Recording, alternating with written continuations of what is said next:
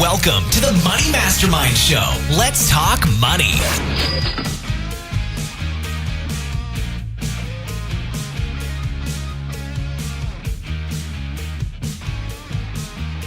Welcome to the Money Mastermind Show. Tonight we are talking about overcoming your financial blunders. With us to discuss tonight are the members of the Money Mastermind Show, and we are Kyle Prevost of youngandthrifty.ca, Miranda Marquette of Planting Money Seeds, Tom Drake of the Canadian Finance Blog, and Peter Anderson of Bible Money Matters. Peter can't make it tonight. With a special guest, we have an old friend of the Money Mastermind Show. We have Matt Giovanisci of Listen Money Matters. Welcome back to our show, Matt. Hey, nice to be here. I just want to wave. Hey. So, for those who will be listening on the podcast, Matt is waving to us. Before we start, if you are watching live and you have any questions about overcoming financial blunders, please feel free to ask them with our Q&A app that's on the Hangouts page. We love to get questions from our viewers, so please do that if you have any out there. So I want to get this out there, so this way everybody understands. We all make financial mistakes, and maybe not even small mistakes. They're blunders. We all do it. If you meet anybody that says they haven't made any mistakes, they're probably not giving you the whole truth. And it's okay. The important thing, at least in my opinion, is that we get over them, we learn from them, and we move on. So, that said, it's also sometimes easier said than done. So how do we overcome these financial blunders? That's what we're going to go into today. What would you guys consider a financial blunder? Let's get some examples out there. I think there's like various levels of financial blunder, right? It's like, things that take you 2 weeks to recover from, blunders that you learned once and then didn't repeat. And then there's like, I had to declare bankruptcy blunders, or like it ended my marriage financial blunders. And those, I think, obviously belong, and it happens often, right? Isn't financial blunders like the number one cause of divorce? I'm not speaking from experience, luckily, but. Oh, I thought you were speaking from experience. I was like, oh, he went through. I'm sorry. Oh, he went through a lot. I'm sorry. And we're off. That's awesome. For those watching, it wasn't that long ago before we started that Matt was trying to get the cuss words out before the show. You wouldn't do that, but I have a simple financial blunder. I think a financial blunder that everyone's been through, which is well, maybe not. Maybe not everyone is as naive as me, but when I turned 18, I had no idea how credit cards worked. So I just thought I got $500 for free in the mail, and I went and bought a bunch of dumb stuff with my $500 and never paid a credit card for 2 years. Does that count? Wow. Yeah, that's a pretty good one. I think that's a pretty common one as well. That's blundering. Well, yeah, not only do you get that awesome free $500, but you sign up and they give you a cool duffel bag too. And my credit card had like a beach scene on it, and I was like, man, this is really tropical. You felt like a boss then, right? Oh, I felt awesome. I don't know. I think it was a Capital One. It was good. I didn't know. Feel like a baller when you toss that down on dates. Like, boom, tropical. That's how I roll, man. Talking about? I was buying cab guns. I was throwing down the credit card like it was no big deal. I was like, give me how much bubble gum you got behind the counter there, sir? Give me as much as you got. And you had to buy $10 worth because otherwise you couldn't make the charge. Yeah. I'm 18. I want all the bubble gum you have. Yeah, I think credit cards is a pretty common one. I think we've all gone through that first credit card or 3 or 5, where it took us a while to get out of that and figure out what to do with them. Yeah, like I said, I didn't know that credit cards you had to pay back or else interest accrued. The concept eluded me, so I mean now I know, of course. But it took me a couple of years. Did you really not understand that you had to pay it back here? Here's what I understood. Here's what I knew. I knew that the credit card companies were like, here's credit. And I said, cool, I got a $500 loan. I bought a bunch of bubble gum in this case. I don't really remember what it was. I remember getting a fountain, like a little rock Zen fountain that you plug in and you fill it with water and you put it on your desk. I remember that much. And I got it to go with your beach card. Hard assets. I wanted water on my desk. I had no desk. I don't know. I should have bought a desk. Maybe I'm looking at a desk now. I probably should have bought a desk. But I had a little fountain. My dad actually still has it in his office. Interesting. And I guess it didn't go to complete waste. But my parents didn't teach me about credit card, interest rates. They didn't teach me. My friend was like, you have to pay. Like my other 18-year-old friend, he's like, you have to pay that back, right? I'm like, what do you mean, like now? He's like, yeah, like every month. He's like, here's how interest works. Break down on a sheet. He's like, I was in calculus the other day and wrote it all down for me, and I was like, oh great, I learned from my best friend how interest works. Wait, like 2 years after I needed to know. So I think like my biggest financial blunder as far as like early on is the fact that I had no idea what I was doing, and I had a job since I was 13, so I always had like income coming in, and then 18, and I had good income my whole prior to being 18. I was making money sans child labor laws. I don't know how that was possible. And then credit cards came and all my stuff got ruined because I had no idea how they worked. I don't know if that's relevant. Is that relevant? Yeah. Oh, yeah. Absolutely. Relevant. Okay. Because I think it's a pretty common thing that we've all gone through in some way, shape, or form, and if not just us here, a lot of other people as well.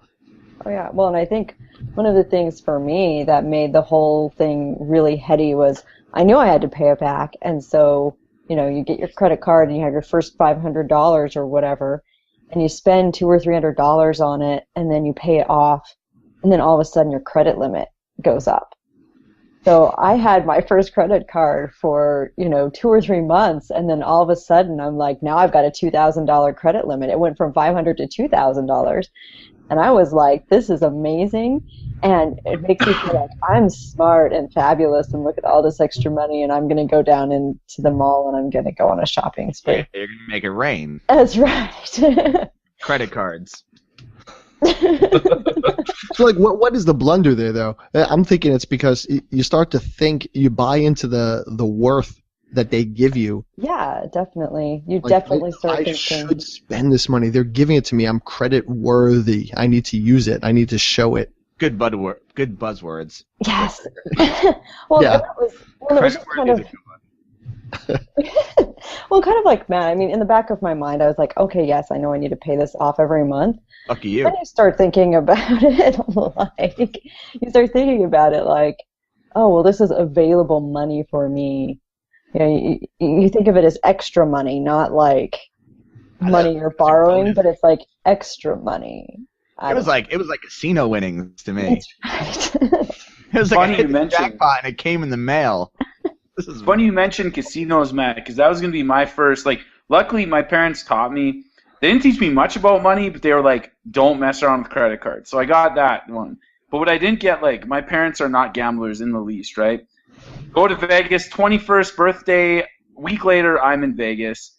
I was going to say, they don't have casinos in Canada, do they? They do, but they don't have Vegas. I'm still not a gambler. You just win. Sorry. If you hit the jackpot, you get your own beaver. No. I had to put an NFSW on this episode. But no, so I go down to Vegas, and it wasn't even the gambling that killed me; it was everything else and the gambling. Yeah. And you're like, oh yeah, whatever, take a little off my credit card, and I hadn't learned yet that the seasoned people were like, you get a certain amount of cash, and once that's gone, Vegas has done you over, and you just go back to your hotel room. I hadn't learned that yet, so that took me. That was like a 1 month recovery, 2 months recovery period where I had to go into a spending freeze pretty hard. But ultimately, I guess I learned a bit of a lesson from that. But that's certainly one of the most viewed articles on my blog is how to do Vegas and not go bankrupt. One of your most viewed articles is how to do Vegas. Yeah, it is.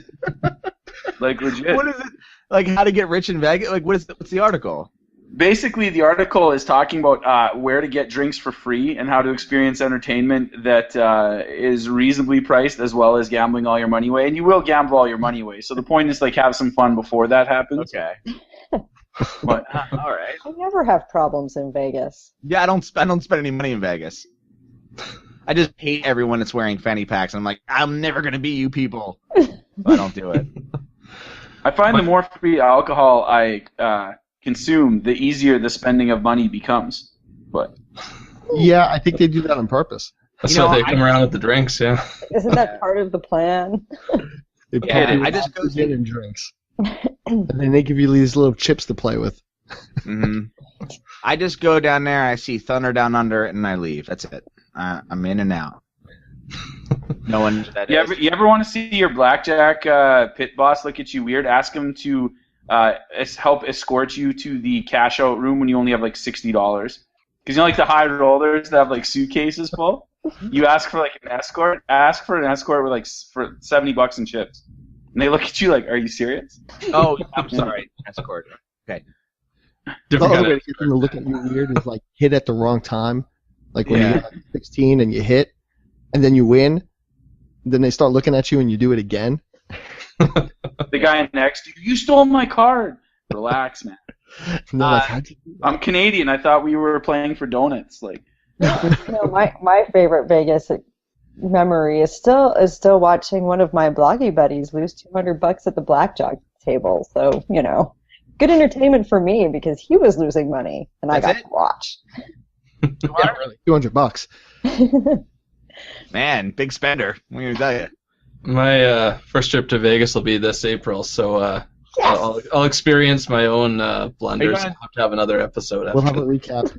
Oh, I think I'll see you there, Tom. Yeah. Yeah. All right. Excellent. Yeah. I can tell you, I have another financial blunder if you want to go back into that. Yeah, we probably should go back to the financial. Okay. All right. Just making sure we want to talk on that. Yeah, For me, it's cars.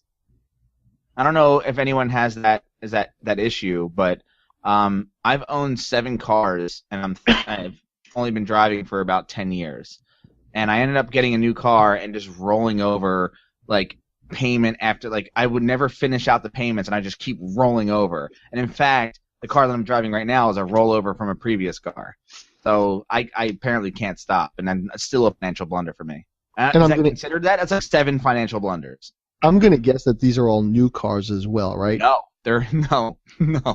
Only. Oh God, only one of them's new. All of them were used. Oh wow, Uh-huh. you're blunderful. Yeah. Oh, it would have been worse if they were new, though. So that's actually You know what? better. Yeah. I think we could take that and maybe roll it into just always buying stuff, buying new stuff. I mean, it could be new old stuff or new used stuff, but just always buying the latest thing can turn into a giant financial blunder that if it doesn't hit your savings, it'll hit your credit or it'll hit something else. But certainly it could be cars, it could be stereo equipment, it could be TVs, computers, cell phones. There's a lot out there that a lot of us always try to keep up with. But more so with instead of just the materialistic part of it, it's the fact that I keep rolling over the loans, and it's like I never get to the point where I pay it off, sell it for a profit, get some cash, put a down payment. I never put a down payment on the car ever because I just keep rolling over, and it's something that I don't plan on doing this time around. I plan on actually, waiting till this car is paid off, and it's not very. I mean, I owe about I think $9,000 in the car, and it's worth $9,000 right now, according to Mint. So right now I'm kind of even. I'm going to pay it off, and then I'm not going to buy a car until I can have enough cash to buy a car. If I need to even buy another car, I mean, I need to buy one. So, And- sorry. So you've been rolling the loans over without paying them Right. off, so it keeps getting added. So you always owe more than your car is worth. Right. Yep. It's been that way forever. Since I knew how to drive a car.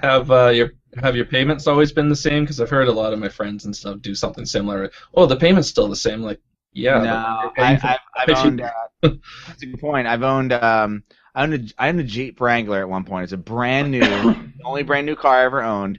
It's a brand new Jeep Wrangler. No radio, no speakers, no back seat, no windows. So it was like a soft top. and it was $350 a month. And the car that I'm driving now has a backseat, radio, automatic windows, and it's $230 a month. So, and that's the one's used, and it's basically had less miles than the brand new car that I had, which is insane. So, yeah, I am not very good at buying cars, and in fact, I would even say like this car itself. When I went to the dealership, I was pretty bad at buying this car too. So my financial blunder is constantly just being really bad at buying cars, just really bad at it. It sounds like you would have been better off just leasing a car for like 10 years. Or different cars over 10 years. But I've gotten in arguments with people about buying versus leasing, and I know that's really a whole episode. I mean, you can argue that fact back and forth. Because for some people it makes sense to lease, and for others it makes sense to buy. Now, my parents had just heard the moniker they heard that this idea that you should, just always buy. Like, buying is the best option. Okay, that makes sense, but I work from home. I don't drive my car ever. It probably makes sense to lease. Like, I don't put any miles on my car. It just sits in the driveway for most of the day. So, for somebody like me, that actually doesn't make much sense to buy a car, and yet here I am owning a car. And it's just one after another, because it's just been drilled in my head that leasing is for stupid people and buying is for smart people. And, I don't know if that's true or not. And in fact, I don't know. I mean, it might be. I think like most of other parts of personal finance, it's personal. It depends on what your whole situation is. Uh-huh. I think you're right. There are situations in which leasing, maybe it's not always the cheapest option, but maybe it works better for some people. Right. And I don't think buying a new car every 2 or 3 years is a good thing. Like, if you're going to go into the subscription model, you might as well lease it, right? Right. At least then you're getting a new car, and it's probably going to be costing you less. Yeah, and I'm not a car guy, so it's not a big deal for me to like own a new car. Although I did have a BMW for 8 months, and that was awesome. But I don't miss it because I have a car now, and it gets me from A to B, which is what a car's supposed to do. So if a car gets me from A to B, but it smells like gasoline the entire time I'm driving, but it only costs $4 a drive, that might be worth it. So a blunder like that, how do you think you get out of that? I mean, do you just say to yourself, look, this is it? For this particular incident, yeah, I have to pay this off and just be done with it. And then start from like literal zero, because the first time I ever started from zero was my dad giving me a car, me trading that in, and then going on this roller coaster of just constantly rolling over loans. So right now, I don't know what life's like without car payment. I mean, you could potentially sell the car too and get a lower model or buy a really cheap car, yeah. Or just ride my bike everywhere like Mr. Money Mustache, sure. But no, I like a car. It's nice. It's really cold right now in South Jersey. Everywhere. November. It's everywhere. We have an Arctic freeze going on. You Canadians, what your Arctic freezes? I think I'm warmer right now, actually. So. We just call that November, actually. You guys are bringing down the cold weather, which I love, by the way. So I'm not cursing. I shouldn't have done that. I love the cold weather, frost and snow all the way. But yeah, it's cold, and I need a car to get from A to B because walking kind of is a little chilly right now. It's nipply out, yeah. Oh, no, a little nipply. So what are some other blunders out there that we tend to get caught up on? I know a lot of people do the whole car thing, and they're always getting a new car, and they're always probably paying too much for it because they go into the dealership and they get that old bait and switch. They think they're going to go in for one price, and by the time they walk out of there, they think they're getting a great deal on the car, but then they're paying through the nose for the loan. Mm-hmm. It's all about knowledge, right? You got to go in there educated in order to get around that one. That's a tough one to get around because there's not a lot of education out there unless you have somebody who's experienced going with you when you get these cars. Right, negotiation is a blunder, I guess. Yeah, on both ends, because it's not just the car itself, it's also the loan. Mm-hmm. Preep Energy has a good TED Talks where he talks about this sort of thing, and he says the average couple, because he talks about how you're negotiating with your future self when you take out a car loan. That's essentially what you're doing. You're borrowing from the future you. And he said the average couple will have to work another 8 years. One of you will have to work another 8 years because of all the interest you paid on car loans if you are constantly just paying off and then buying a new car your whole life. Because you're eating all that that equity loss, right? And then just paying more interest on it all the time. So that was kind of eye-opening for me. And I definitely show that to all my students. It's kind of an interesting concept that you're going to have to work another 8 years because of the two vehicles that you and your significant other, presuming you get married one day, will go through.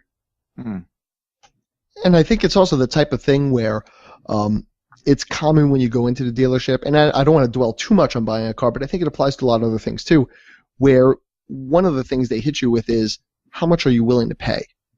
You know, you come up with some figure that you can throw out there, and they'll work the car so that you're paying that. And as long as you're paying that, whether it's $199, $299, whatever it is a month, you're happy with it, even if it means you have a 7-year loan or a 10-year, something ridiculous like that.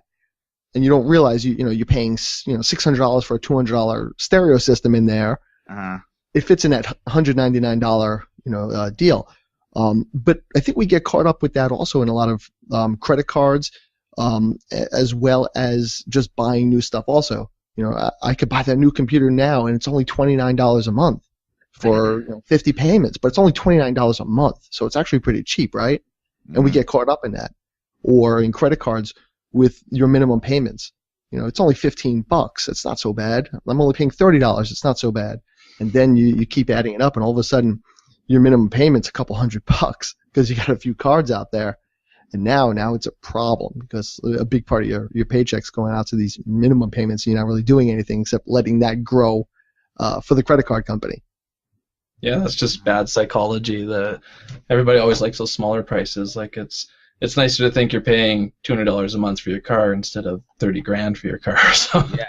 I used to sell in-ground swimming pools, and that was my marketing trick.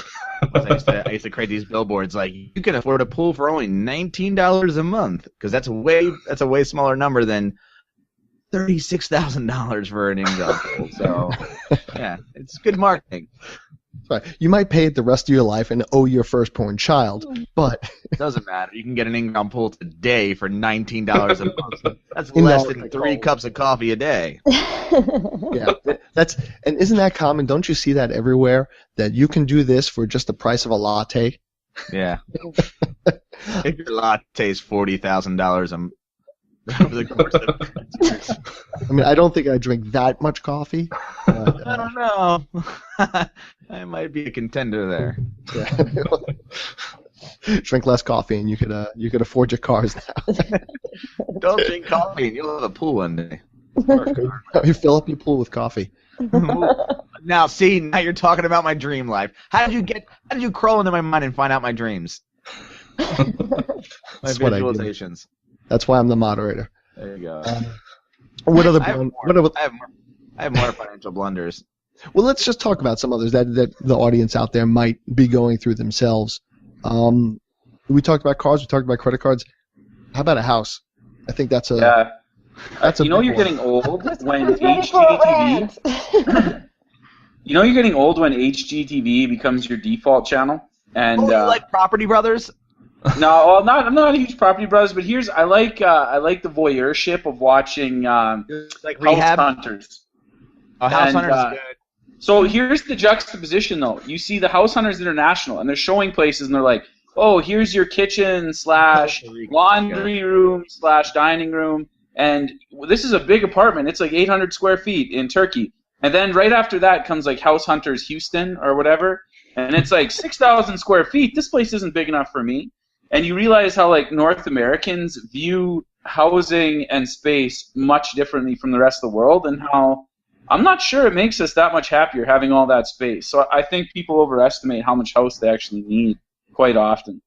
Yeah, you know what it's like to have a 1,500 square foot bathroom? It's amazing. I have no idea. So awesome. Well, unless you mean like 1,500 square feet is your studio apartment and the bathroom is like right across from your dining room table. Is that what you're talking about? My entire bathroom. I've come close to that, maybe. Like 6 cars. So Yeah, so I don't feel bad about the size of house that we ended up getting because I mean, we got a pretty small house when we bought, but I'll never buy again. Well, that's what I think right now. Because what ended up happening was we actually bought at the top of the market and then we had to sell this past summer to move. So why was that, Miranda? Just for those of us that aren't as familiar with your situation, why did you have to sell and sort of what were the mechanics behind that? Yeah, so we moved across the country and we weren't going to be landlords. So being a landlord from across the country is not my thing. And I'm a landlord from across the highway. Yeah.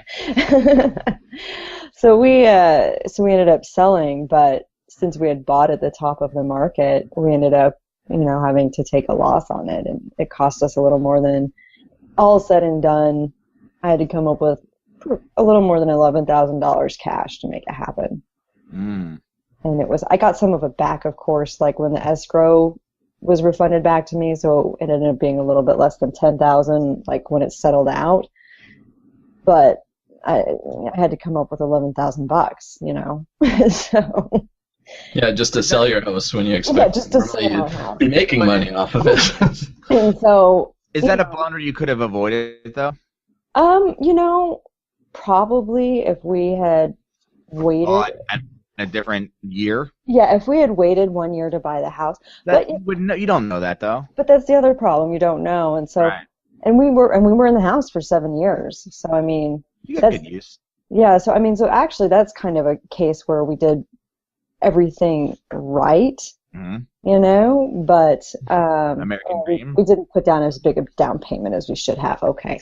we got an FHA loan and we put down the minimum for that. Hey, I put down 0 for my FHA loan, and I'm underwater, so I'm fine. Yeah, I commiserate. You're in a better situation than I am. I mean, the argument could also be that maybe you should have rented 7 years ago. And so that's the thing is I'm actually really enjoying renting right now. But smart people buy. Matt just told us. Smart people buy.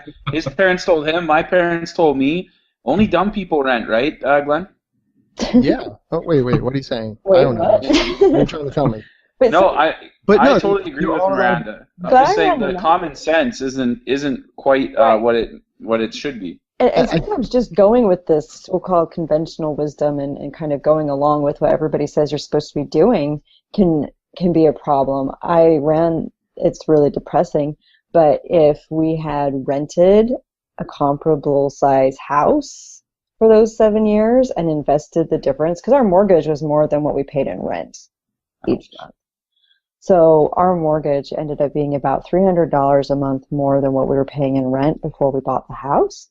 So if we had taken that $300 a month and invested it for those 7 years instead of paying on a mortgage, it would have been really amazing because we would have been investing at the bottom of the market because, a year after we bought, the market crashed. So we would have been investing that $300 a month at the bottom of the market, and we would have been able to take advantage of the recent run-up. So renting would have been much better for us financially than buying the stupid house. Can I make a joke real quick? Oh yeah. All right. Thank you. You can ask permission now. I had to set it all up because you know. So you said it's conventional wisdom, and I thought it's convectional wisdom because if you do it, you might get burned. Nice. Well played. Anyone? Got that. No? All right. So. Like an oven. An oven. Thanks, Glenn. Wow. Sometimes it's more about looking at, what's your cash flow going to be and what's it going to look like, and really, do you really need to buy all the time just because they tell you to? Well, I think that's part of the thing about blunders also, right? It's easy to be a Monday morning quarterback and always look in the past at what we've done and go, hey, you know what? I should have done this. I could have done that. Sometimes these things, they happen, and we go with the best information that we think we have at the time, right? And I think that's important to know because we don't all have the answers. Like I said in the beginning, we all make these financial blunders, whatever they are. And the point is, once you know you've made the blunder, well, then what do? What's your next step? How do we get past that? You liquidate your assets and you pay $11,000 to sell your damn house. You live in a cardboard box for the rest of your life. But you see, also, I mean, part of the story that you might not have mentioned, and if you're okay with this, is there's a reason why you moved. Right. Right? I mean, you did it for a job security or for income. Right. Yeah. So long term, even though you took a hit, it might be the best decision that you've made. It'll turn out better in the long run. Right. But for sure, other people do make that housing mistake. They buy too much house.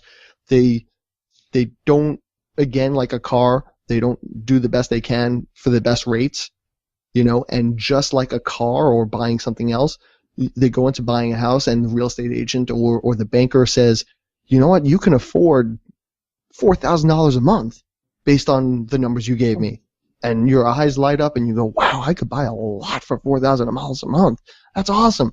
And then you end up buying something when really you should have bought something that would have cost you a whole lot less. Or not buy something at all. Or not buy it at all, right? Most real estate agents aren't going to give you that option for the most part and say, hey, You want to rent instead? Yeah. Let me run the numbers on that. No, you should rent. No, you're I want to buy a pool. I think you should buy a house, and my my percentage on that. But it's I think that's a common thing, right? And we were joking earlier about HGTV and like Property Brothers and all these guys. Rehab addicts.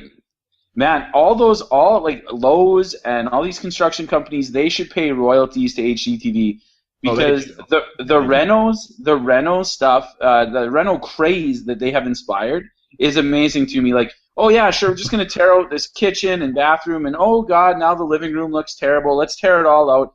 But look at that, we got professionals in with all our materials paid $30,000 for somehow. We rent out our whole house for $30,000.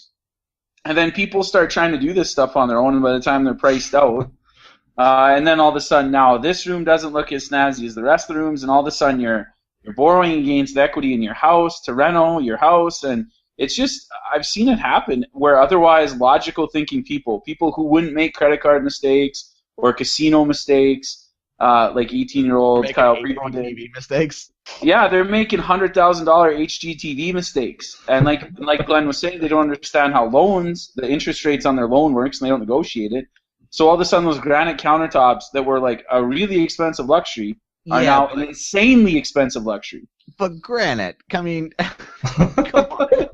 Only $10 a Who month. doesn't have granite? I mean, Come on. I think they also reasoned it away. What am I like living in the ghetto? Non-granite countertops? But, I know, right?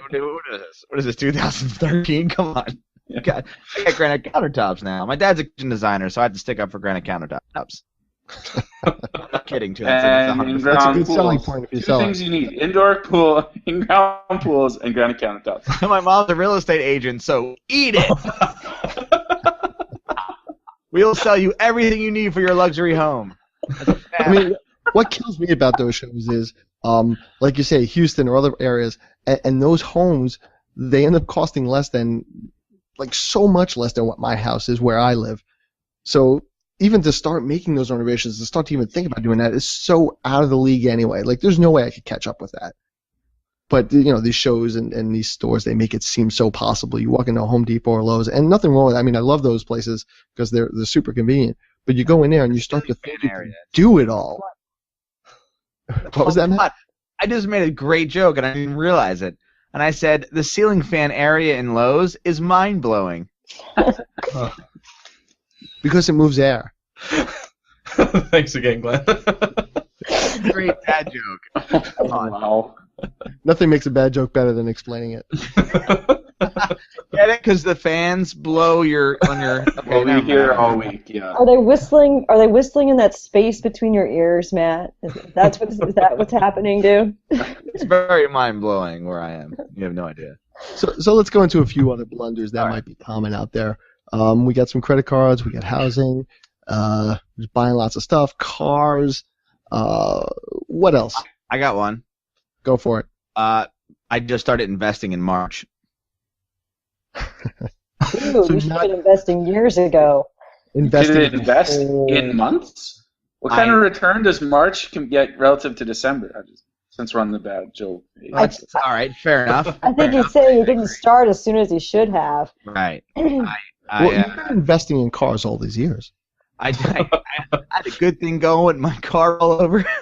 I was rolling over cars. Look, and I thought, like, you know, at some point I'd make money, but turns out the market wasn't doing me well. Neither did my BMW. So Cars here I are a am. horrible investment. Cars are a terrible investment. I'll be the first to say, of course. But yes, Right? If you're buying Yeah. it with credit. Yeah, yeah. I mean, like, my financial blunder. I mean, I have more than just this one, but yeah, this one was I just started investing in March of 2014. So what? Not even, 9 months Not ago. a year. Yeah. Yeah. So- not even a year.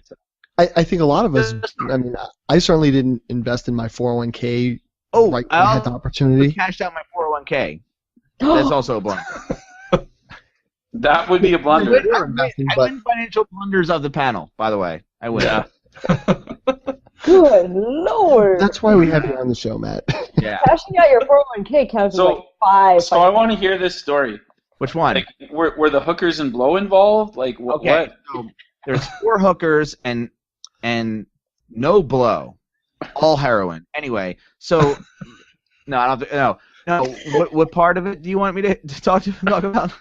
What was your reason What for you were thinking? investing with the 401k? Oh yeah, so I had a lot of heroin to buy, and I was living in Baltimore at the time, and You No, need a new I car to just- ship it? You were on the no, wire. That's what the I'll be people's honest. want. What happened with my 401k? I'm real, and this is it's true. And so I went to ask my boss for a raise at my job, and he said, we have a 401k, and I said, what's a 401k? And he's like, let me explain how you'll make more money if you have a 401k with us instead of me having to pay you a raise. So I was like, oh, okay, I'll sign up for that. So he goes, and we match up to 5%. And I said, oh, okay, great. So I go and I sign up for my 401k with my job, and that was my version of a raise to him because I didn't have one. And all of a sudden I was like, oh, cool. So money was getting taken out of my account. I was making less money, even though I asked for a raise, and I got nothing. And then what happened was 2 months later, he decided to cancel all the contributions to the 401k. So I only got 2 months worth of contributions to my 401k. But I like as I continued working there, I just kept contributing because I just didn't feel like talking to the HR lady and canceling it and whatever. I didn't really understand what it meant or what it did, but it didn't really affect me on my day-to-day life. So I had switched new jobs, and I think I got into a situation where I really needed money. And I was like, well, I have this 401k that I cannot roll over. Well, I now know I could have rolled over to a Roth IRA, and I didn't know it at the time. So, but I just assumed that my job didn't have a 401k, therefore I couldn't roll it over. So it was just sitting out in limbo, not collecting any money. I couldn't contribute to it, and the only thing I could do was withdraw from it. So I was like, yeah, well, whatever. I'll just cash it out, pay whatever penalties, and who cares? And the penalties I assumed were the 2 months that my boss paid, which weren't, but that's how that worked. And of that money, what's left? Oh, I spent it all on like one day. I was in Vegas, and I went to Thunder Down Under, and there was a blackjack table, and hookers, and heroin, and blow, and I just so many things. So many investing mistakes that somehow snowballed. No, it for was you. yeah, it was Deep actually. pounds of I think I used it for like something with my mortgage when I was buying a house for the first time. So it didn't go to complete waste, I guess. But the main point here, if we could get back on to what we were talking about originally, was Pretty good probably blunder, though. there's a lot of blunders in there. A lot of But blunders. maybe we'll backtrack a little bit and talk about how your first blunder really was that outside of a 401k, you weren't investing in the market at all on top of that. Nope. So you were investing, you didn't really understand the vehicle that you were investing in. And then when you had some money in there, you just cashed out and when you cash out a 401k, for those out there listening, you get hit with a ton of penalties if you're not rolling it into another retirement type of vehicle like an IRA. So you're losing like I'm going to throw this out half of it, right? Between taxes. It wasn't as bad as I thought, but it wasn't half. Well, Depends what you were earning at the time, right? Yeah, it depends on how much you have and where you're at. You have your 10% penalty that the IRS charges you for the early withdrawal, and then you have to pay taxes on it as if it's part of your income. See, to me, again, like my credit cards in the beginning of the episode is free money. Yeah, so That's right. And I don't think you made an uncommon blunder there, because I've heard a lot of people who they have a 401k or some cash plan at their job and they leave, and it does feel like it's free money, right? Especially if they've been contributing to it. And now here it is. It's like, okay, I'm leaving the company for whatever reason, but I get to take all this dough and do something with it now. But the point is, if you're not keeping it in retirement, there goes your retirement savings. It's gone. Now you have to rebuild everything that you put into it, even if it was just a little bit. Let's say it's only $1,000. It's a new job. You're only there for a few months or whatever. You still have to take that money and put it back into retirement in order for that to grow. right, and you can never replace that time. That's the problem, is you can't, that opportunity cost, you can never get that back. Mm-hmm. And the time issue goes to what you originally went into there, Matt, was that outside of that, you haven't been investing, right? So, I mean, most of us, when you start working even before, you can start throwing money into a Roth IRA or into another type of investment vehicle. And I think a lot of us don't do that when we can. Let's go into that a little bit. Why do you think that's the case? Why is that blunder maybe so common? Why don't we invest earlier and keep that investment there like we should? Well, first of all, I want to say that I run a financial podcast, so I feel like I've just been telling you all of my mistakes, and I don't know what the hell I'm talking about anymore. But no, it's so I have some expertise now. I'm not saying I'm an expert, but I think the main reason is education. And I think it's also not just like, for me, I'm sure there was education out there at my time. I was 25 maybe. So not like impervious to learning. I didn't shun learning. So I think it's just how it's presented. And I think my boss kind of presented it to me as a raise, and I thought, okay, to me, like, that's how he presented it to me, because I was asking for a raise, and he was like, this is another version of that. Oh, so free money? And technically he's kind of right in a way, but also wrong, because I had to put up the same amount. He kind of scammed you there.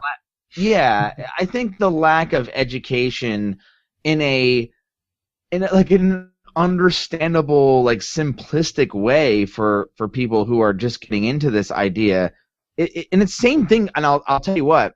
And we're talking about 401ks, and I don't want to continue on that, but the same exact thing goes for healthcare. Like, when you're at a job and you're like, okay, we're gonna have a 401k seminar, you might as well just put the nightshades on, because you're not gonna understand a word anybody's saying, because it's the most insanely boring thing ever. And I think the idea of them conveying that information to people is just like, we're just trying to confuse you, because all we want you to do is just blindly hand us your money.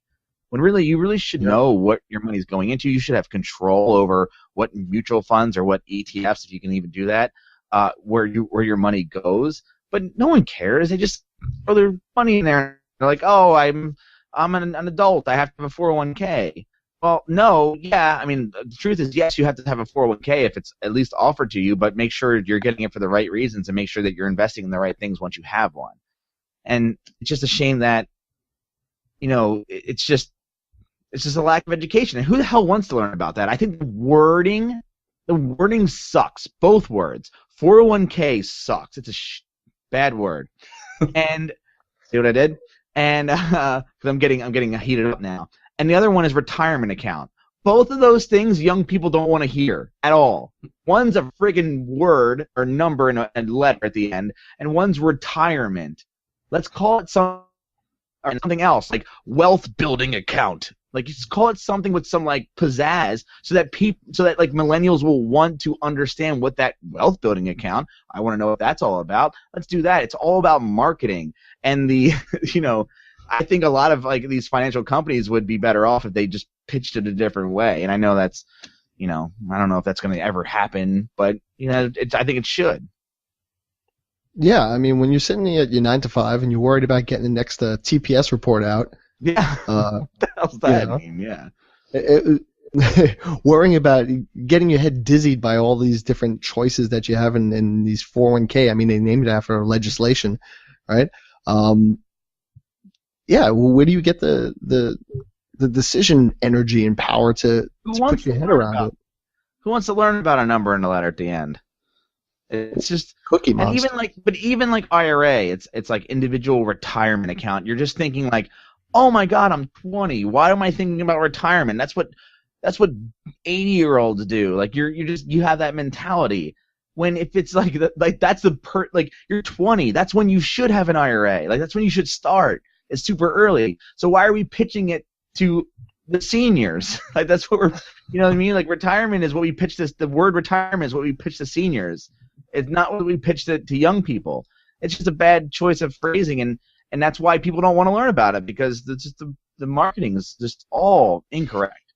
I know. Right, if we could go back to what we were talking about earlier, if you could pitch it as, you know what, for the price of your latte every day, you can live like a madman when you're done with your job, or you know, for just $19.99 a month, or whatever fee that you want to come up with. Let's call it like live on the beach account. Just anything other than retirement.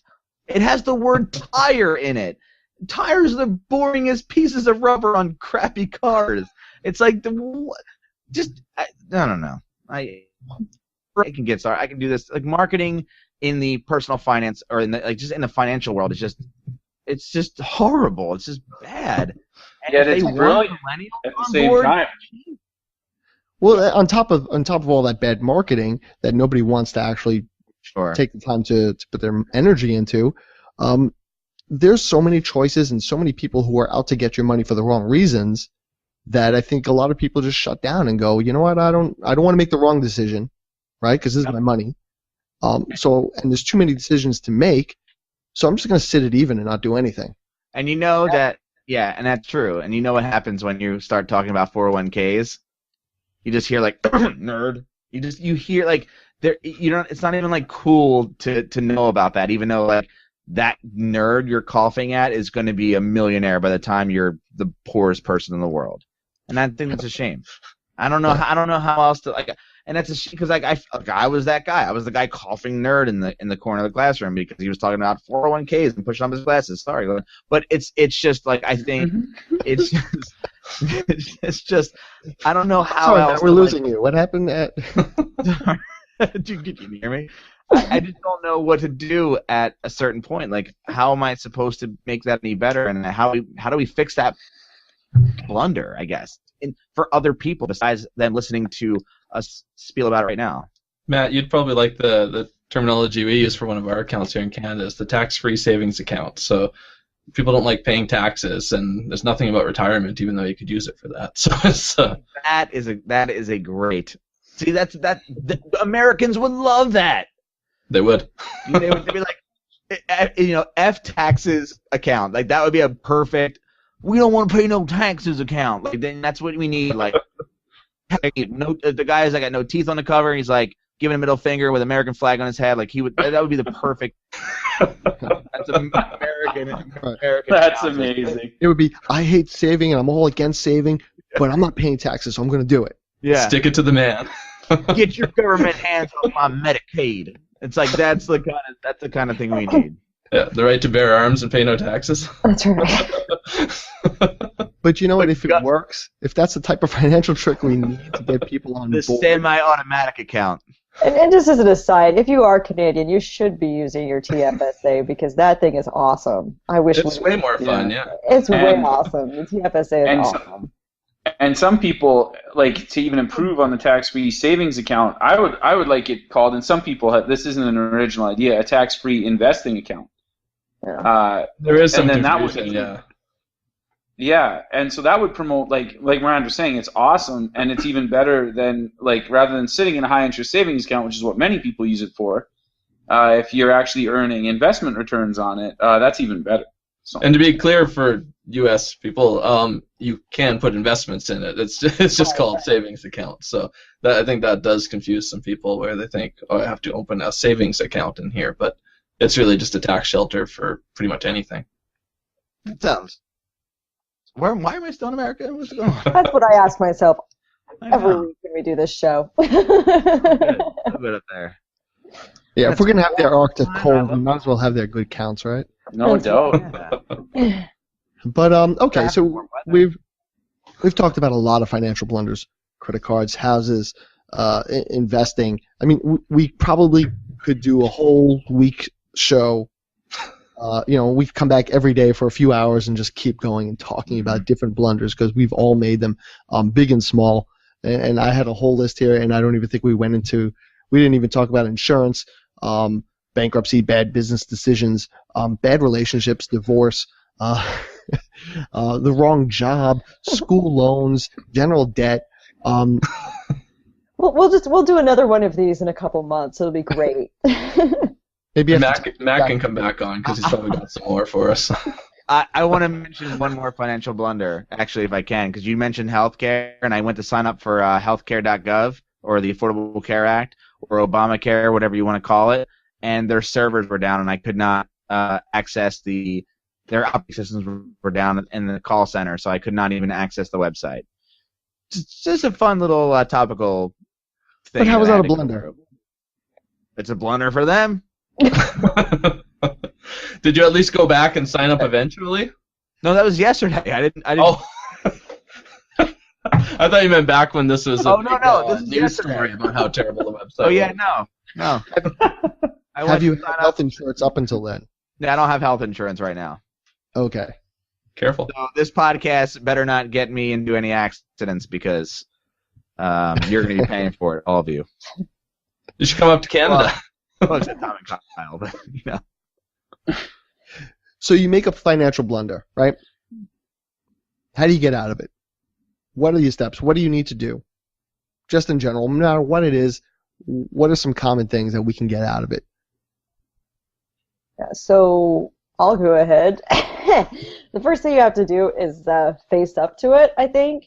A lot of the time, you spend a lot of time in denial and saying, oh, well, it's not so bad, or you know it's bad and you just don't want to deal with it, and so you kind of hide your head in the sand. So I think the very first thing you have to do is face up to it, look at it in all of its horror, all of the horror, and just, just say, this is where I stand, and and you have to just start from there, and you have to say, this is where I stand, and then kind of move forward from there. And a lot of times you can't actually correct the blunder itself. You can only correct the behavior. Like Matt can't unbuy those cars and Miranda can't unbuy the house. But going forward, though, you correct from what you've learned on. You can't. A lot of them, you're not going to be able to fix them once they've happened. Yeah, I think part of owning up to what's happened is just accepting it's happened. So let's not have it keep happening. Let's learn from this and start to change and not have it happen again, and figure out what got you into it in the first place too. Why are these set of circumstances happening, and how do we break out of it? Do you think there are any tools out there that can help people out so that they don't generally get into maybe some problems, or is there any particular education out there that's good to catch up on? I mean, look, we all have a blog or a podcast or site. Certainly we try to provide information there, but what else might be out there? Well, I have one. I have one for cars. Go ahead. So there's the dealership called CarMax. oh yeah. There's no negotiation. They just got rid of it. And True Car is another website where you can just go and find out the true value of a car, and just go in and be like, this is what I'm going to pay, and then that's it. So I think those are, since I mentioned cars in the beginning, I thought I'd give those tools out. And on a similar note, I think if you want to get the best rates on a car or a house or any other type of loan, it's good to have good credit. Yeah. So there are tools out there where you can check your credit report and make sure there's no mistakes on there, as Mint well has as that now, right? Yeah, I believe they do, as well as some credit cards give that now. There's got Credit Karma, Credit Sesame, a few other places that'll give you an approximation of what your score is also. And the better your score, the better your loans are going to be. So just knowing that can help you get a better rate. Excuse me. And that's a powerful thing right there. And just talking about Mint, I think being able to track your money and follow it is a pretty powerful thing too. Mm-hmm. Oh yeah, definitely. Well, and then there are tools like a lot of us like Ready for Zero because it can help you make a debt plan that helps you maximize your payments each month. So there's stuff like Ready for Zero. There are places like a lot of us here like Betterment because it's really easy to get started investing and it's very inexpensive and they just make the process very simple.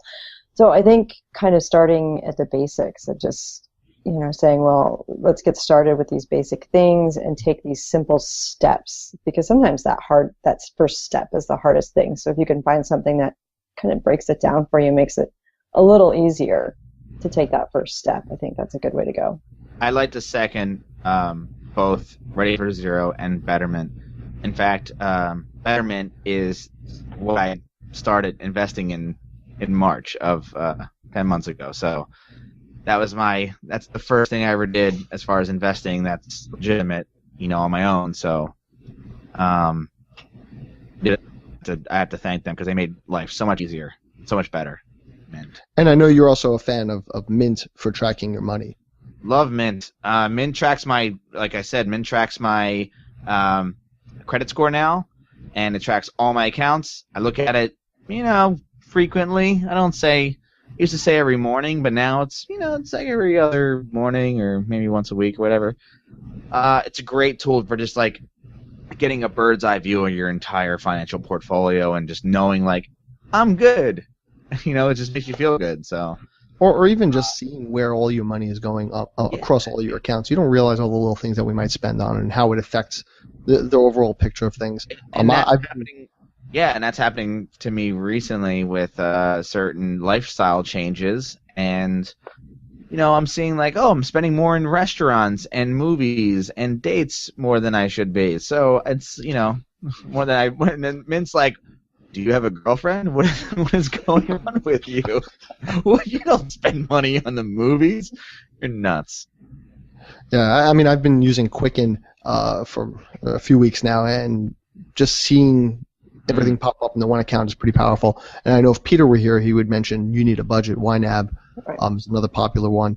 One of the things, even though I don't use YNAB, I use Money Dance, but one of the things I like about YNAB and the thing is you actually have to go in and do it kind of manually. And personally, for me, I like that. I like this with Money Dance. I have this register kind of look to it, and I personally like the idea of going in and manually putting it in because that kind of gives you this connection to what you're doing. It's so easy to lose track when you're just swiping, and then looking at what's going on after the fact. But when you go in and you have to look ahead and you have to manually put your stuff in, and You Need a Budget is really good about this too, where you have to actually have that connection with your money, and it's a really more personal, I guess, relationship. And maybe that's the biggest thing right there too. The best way to get over any of these blunders and to prevent yourself from having another one is to really take an interest in it and want to do something with your money. Right? I think we get into a lot of these blunders because these things maybe are over our heads at the time, or we just don't want to put the thought process into it because maybe something's a little too confusing, or we just don't know, and then we get into a blunder. So you take a little extra time, there's a little extra time every week, every month, whatever it is, and just try to teach yourself a little bit more. So this way you can just build up your overall education on it. And it's not that difficult, but you got to take the interest in it. So, Matt. Yeah.